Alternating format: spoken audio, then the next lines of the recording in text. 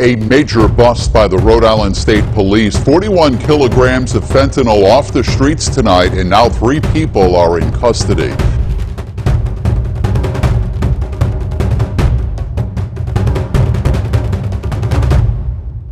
"4 a.m., Columbus, Ohio. A hospital in the dark. A trusted director under surveillance. Fentanyl hidden inside medical shipments. Locked operating rooms. Organs routed through cold storage and night trucks. Patients who never came back."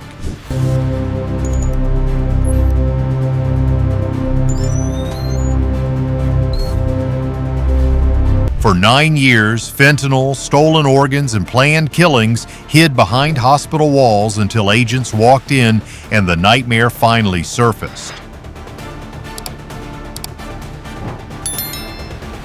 If you want the full investigation, hit like so this story reaches more people. On the drug dealers, we're wasting our time. Just remember that. We're wasting our time. And that toughness includes the death penalty. 12 kilos of fentanyl hidden inside a hospital safe run by the woman trusted to protect the sick and the elderly while patients vanished behind her doors. This wasn't a street corner stash. This was a medical office turned into a harvesting ground. This wasn't danger coming from the outside. This was murder, stolen organs, and betrayal wearing a white lab coat. If you want to see how deep this network truly went, we go deeper. Some of the worst people on earth and illicit drugs decimated American communities and left us with the largest law enforcement challenge in our country's history, and hopefully will always be the largest.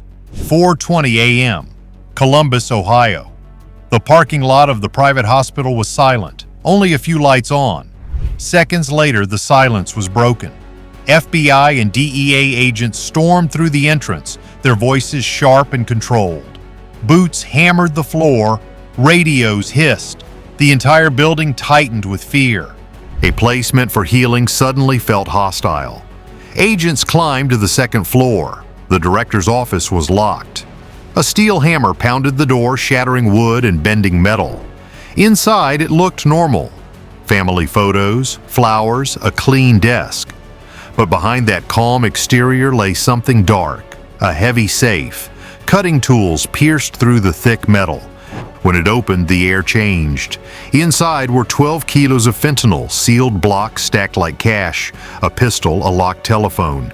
A few minutes later, the hospital director, 48-year-old Amina Hassan, was handcuffed, her white lab coat hanging loosely.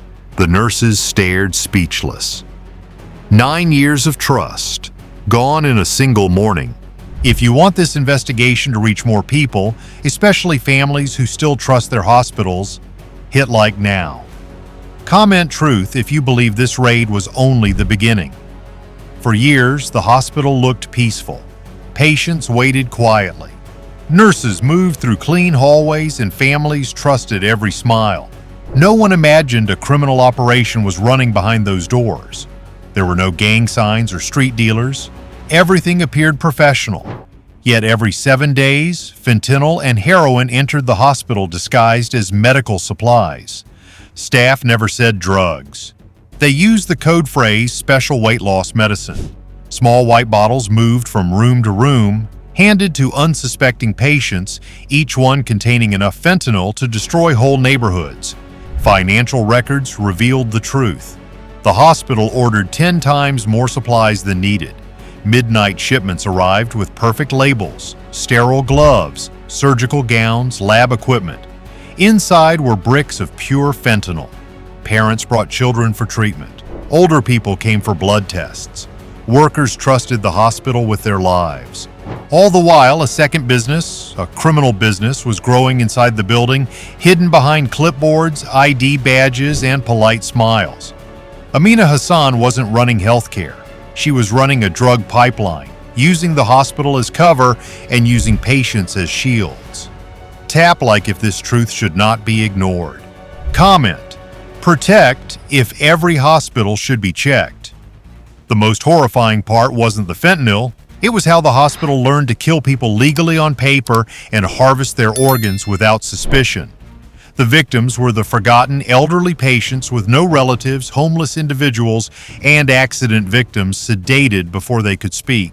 They were targeted because no one would question their disappearance. Inside a hidden operating room, agents found a system designed to make murder look legal.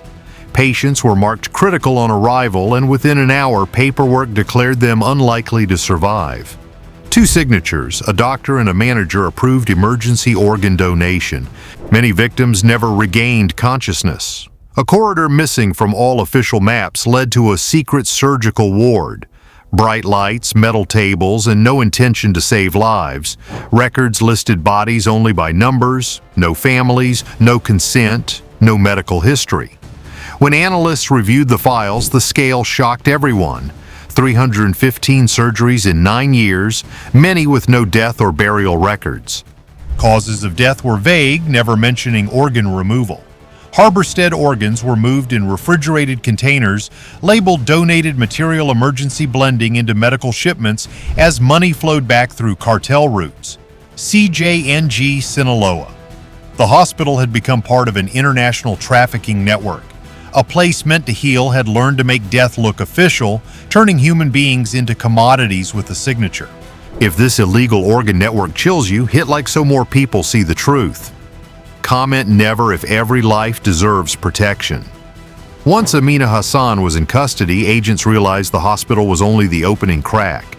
Maps in the federal command room showed clinics, warehouses, and businesses across Ohio, all tied to the same network.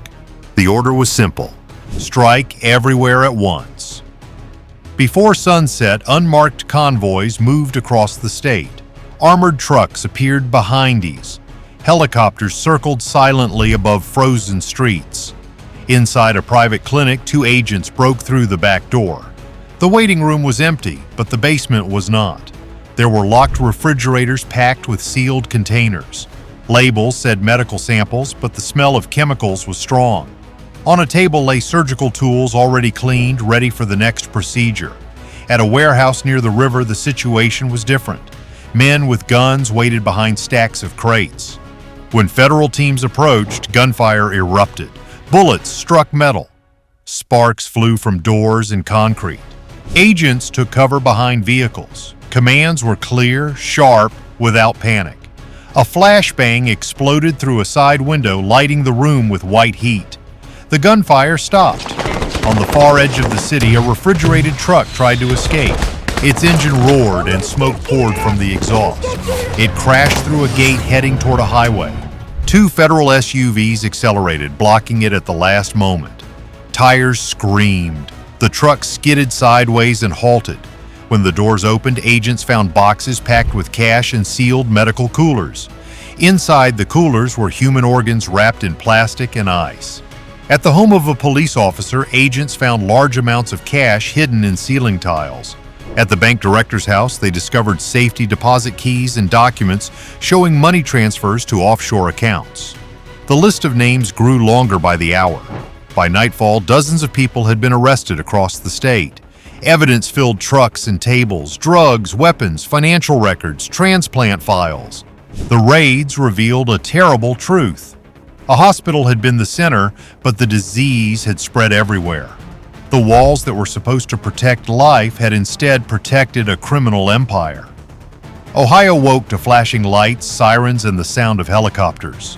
The promise of safety had been broken, and now the entire state understood how deep the betrayal had gone. By the second morning, the scale of the investigation no longer looked like a medical scandal. It looked like a system. Amina Hassan had not acted alone, and agents knew it. Hospitals, clinics, warehouses, these were only the surface. To survive for 9 years, the network needed protection at every level. The files taken from Hassan's office were full of names. Not just patients or suppliers, but judges, officers, bank officials, inspectors, and community leaders. Some names were written in full, some were initials followed by numbers. All of them had received payments disguised as consulting fees, special services, or charity grants. Agents began to follow the money. The path was clear, simple, and chilling. Every transfer started with hospital accounts, passed through nonprofit foundations, then disappeared into shell companies. These companies had no offices, no employees, no products, only signatures. The signatures were real people, men and women who had sworn to protect the community. A county judge had approved emergency medical transports that were never reviewed. A city health inspector had stamped approval on late-night shipments. An officer had erased records from police computers. A bank director had opened multiple safe deposit boxes under different names. Every person played a small part. Alone, the parts meant nothing. Together, they formed a shield. For ordinary citizens, these were respected figures. They spoke at charity dinners. They shook hands at community events. They posed for photographs with patients and donors. On the surface, they were symbols of trust. Behind closed doors, they signed papers that allowed crime to move freely. In the first 48 hours after the raids, the number of internal investigations tripled. Government buildings were suddenly busy. Judges were called for questioning. Police chiefs opened files they had not looked at in years. Bank managers searched through transactions they once approved without hesitation. The old belief that institutions protected the people now felt uncertain. A meeting was held at the state capitol. The room was full. Legislators, hospital administrators, law enforcement leaders. The mood was heavy. Many of them had known Amina Hassan personally. They had praised her work, awarded her certificates, written letters of recommendation. Now the same people stared at photos of seized organs, drugs, weapons, and cash. "What did we miss?" someone asked. No one answered. The silence was louder than any explanation. In small towns across Ohio, people opened their mail and found news bulletins. Church halls filled with older residents who wanted answers. They spoke slowly, carefully, as if afraid of saying the wrong thing. One woman stood with a printed photo of her husband who had died in the hospital 5 years earlier. She asked if his files were part of the investigation. A volunteer handed her a phone number. That was all anyone could offer. This was not the fear of gang violence or street crime. This was deeper, more painful. It came from knowing that people they trusted, people with clean clothes, badges, diplomas, had chosen profit over duty. It was betrayal without noise. Betrayal written in forms stamped by officials quietly filed away. The raids did not reveal a foreign enemy. They revealed something worse. A network built inside the very institutions designed to save lives. The system had not collapsed from outside. It had been eaten from within. News of the raid spread across Ohio like a winter storm. It began with quiet radio reports at dawn, then moved on to local television by noon. At first, it sounded like a routine police action, but as details emerged, a hospital director, secret surgeries, drugs, organs, people froze in disbelief. Hospitals were sacred places. They were where parents brought their children, where elderly relatives were cared for, where life was saved. To hear that one of these places had been used to destroy life felt impossible. Phone lines exploded with calls. In small towns, older residents gathered in community centers to watch the news. Many of them recognized Amina Hassan from newspaper articles and charity events. She had been admired. She had given speeches about healthcare access. She had received awards. Now her face appeared on the screen in handcuffs. Some people stared in silence. Others cried. Some became angry, not because they understood every detail, but because they felt betrayed. Trust is a fragile thing, and once it breaks, it cannot be repaired easily. In the larger cities, emergency meetings were held at hospitals. Administrators reviewed every contract, every donation, every partnership. Doctors asked questions they had never imagined, asking, could this happen here? Had they missed signs? Nurses whispered in hallways, remembering patients who had not survived, wondering if something had been hidden behind hospital doors. At the Rickenbacker cargo port in Columbus, shipments were stopped. Containers labeled medical supplies were opened and inspected by federal teams. Some were clean, others contained strange paperwork, mismatched serial numbers, or equipment that did not belong to any known procedure. Every discovery made the story darker. City halls were not prepared. Mayors faced reporters who wanted answers. How did this happen, they asked. The officials did not know. The truth was simple and painful. No one wanted to believe a respected doctor, a community leader, could be connected to violence and greed. In living rooms across the state, older people talked quietly. They remembered a time when institutions were trusted without question. Doctors were heroes. Police were protectors. Judges were wise. Now they wondered how much had changed, or if the truth had simply been hidden all along. At one community gathering, a man stood up. He had worked at the hospital years earlier. His voice shook as he spoke. He said he remembered late-night deliveries, boxes moving through the back doors, and paperwork that did not match. He had assumed it was normal. He had trusted the people above him. The room listened in silence. No one blamed him. Everyone understood how easily trust could become a blindfold. Across Ohio, the same thought appeared again and again. If this happened in one hospital, could it happen in another? That question spread faster than the news itself. People looked at buildings they passed every day, clinics, pharmacies, charity centers, and wondered what they truly knew about them. It was not only fear of crime, it was fear of deception. The danger had been close, quiet, polite. It had smiled at charity dinners and written checks to community events. It had worn a white coat. Ohio had seen many storms, but this one felt different. This storm came from inside, and now the state had to face a painful truth. Trust can be broken without a single shot fired. It is broken by signatures, stamps, and silence. By the third day after the raids, Ohio was no longer the same place it had been a week earlier. The crime scene tape had been removed. The trucks had stopped moving, and the agents had finished collecting evidence. But the damage that mattered most could not be boxed, stored, or labeled. It lived inside the people across the state. A quiet panic began to grow. Older residents, the ones who visited clinics for monthly checkups and trusted every doctor's recommendation, suddenly felt unsafe. Community centers received calls from seniors asking whether it was still safe to go to their appointments. Some refused to leave their homes. Others told their children they would rather endure pain than walk into another medical building. Hospitals felt the shock immediately. Dozens of scheduled surgeries were canceled in a single morning. Patients with heart conditions postponed procedures. Families pulled their relatives out of rehabilitation centers, afraid that something might happen behind closed doors. Nurses spent hours explaining that their hospital was not involved, but the words carried little comfort. After all, Amina Hassan's hospital had looked honest, too. Doctors once respected without question now faced crowded community meetings. Town halls filled with older residents holding photographs, medical bills, and appointment papers. Voices trembled as they spoke. How do we know who to trust? Who signs the papers that decide our care? What else can be hidden inside a hospital?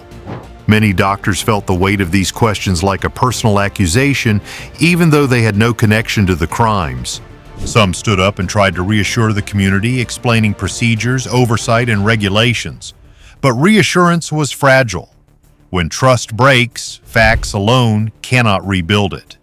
At the state capitol, the governor held an emergency press conference. His voice was steady, but the tension around him was impossible to hide. The governor announced a statewide review of all medical facilities, reevaluating unexplained deaths and opening a hotline for families. Yet fear had already spread. Parents hesitated on vaccinations, seniors avoided clinics, and trust in institutions felt shattered. Radio discussions focused more on the death of trust than the raid itself. The real wound wasn't drugs or deaths, but the painful realization that danger can hide inside trusted places. Safety isn't guaranteed, and broken trust scars an entire state. After the raids, Ohio awoke to a harsh truth. A hospital meant to save lives had become a gateway for drugs and silent deaths. The deeper lesson: danger doesn't always come from outside. It can lurk behind unquestioned walls. People scrutinized old forms and memories of lost loved ones, realizing how fragile trust is. We must remain vigilant, even with institutions we assume safe. In the darkness, one truth shone. American agents, FBI, DEA, federal task forces quietly pursued evidence, risked danger, and exposed a vast network, giving victims answers and hope for rebuilding trust. Justice continues when the public demands accountability and shares these stories. America stays safe through awareness and unrelenting protectors. If you stand for truth and justice, like, comment Justice for Ohio, and share to keep this alive.